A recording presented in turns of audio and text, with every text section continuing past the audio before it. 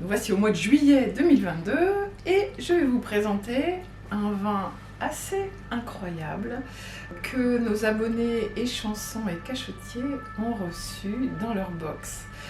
Alors, nous voilà en Auvergne. En Auvergne, on a déjà fait des petites escapades en Auvergne ensemble, hein, vous vous souvenez, on est allé à Saint-Pourçain par exemple. Et bien là, nous voici carrément dans la chaîne des Puys, dans le Puy-de-Dôme, à un endroit où les vins ont un caractère très marqué par l'histoire, puisque c'est un endroit où il y a des volcans, énormément de volcans qui ont laissé des couches de terre, de basalte, de pépérite, qui donnent énormément de personnalité au vin. La terre est noire, hein, on la voit à l'œil nu, et on retrouve souvent ces arômes un peu de fumée. On retrouve ça aussi dans l'Etna en Sicile, dans ces vins de volcan, on appelle ça les vins de feu. Et je trouvais hyper intéressant de vous présenter un vin avec ce type de personnalité.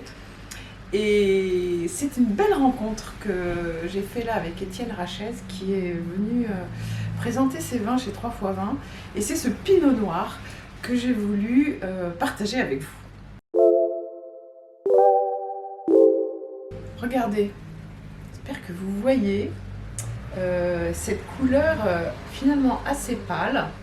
Je rappelle que c'est du Pinot Noir. Le Pinot Noir, c'est un cépage qui a la peau très fine.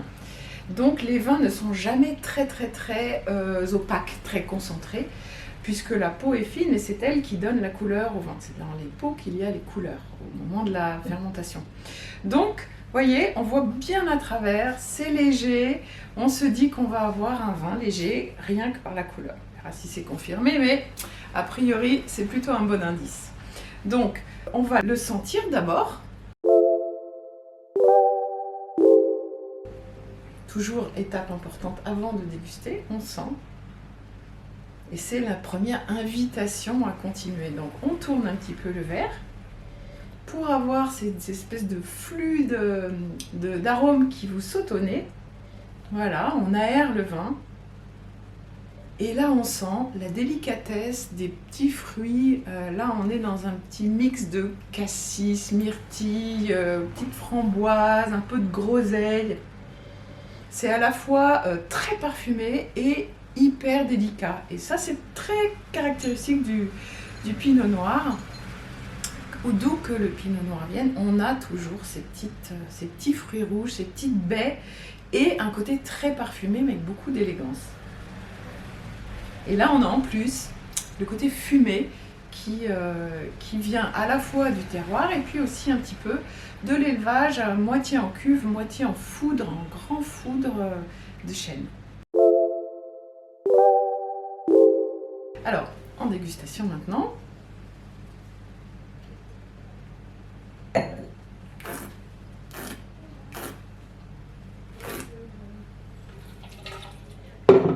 Évidemment, on crache toujours en dégustation, hein. On n'est pas à table là, on est en train de vous raconter des histoires, c'est différent. Alors, en bouche, ce qui me saute aux papilles, on va dire, c'est le côté juteux. En fait, ça me fait saliver. Le vin est juteux, il m'a bien tapissé la bouche. On a un côté très lisse, les tanins sont pas du tout asséchants, pas du tout astringents. On est là dans une sorte de fluidité extrêmement lisse, mais très parfumée. On avait beaucoup de parfum au nez, on retrouve beaucoup de parfum en bouche et surtout une très belle longueur. Et là, ça tire en longueur, toujours sur ces petites notes de gelée de groseille qui perdurent et le petit côté fumé qui est vraiment très caractéristique. Alors, qu'est-ce qu'on mange avec ça, hein? À vous d'être inventif, mais le côté peu tannique de ce vin permet de le marier avec des viandes blanches, hein, donc tout ce qui est poulet, porc, veau, ça va très bien. Vous pouvez aussi le servir avec des plats végétariens sans forcément utiliser de viande. parce que justement, il n'y a pas besoin des protéines pour casser un peu la matière, hein. Ça ira très très bien avec toutes sortes de plats végétariens, mais ça va aussi extrêmement bien, et faites l'essai, hein, avec du poisson. Du poisson, par exemple du thon. Le thon, ça ressemble finalement à de la viande, hein. C'est une chair très dense, et avec le pinot noir légèrement rafraîchi comme toujours, ça peut être super intéressant. Faites des essais, lancez-vous, et bonne dégustation!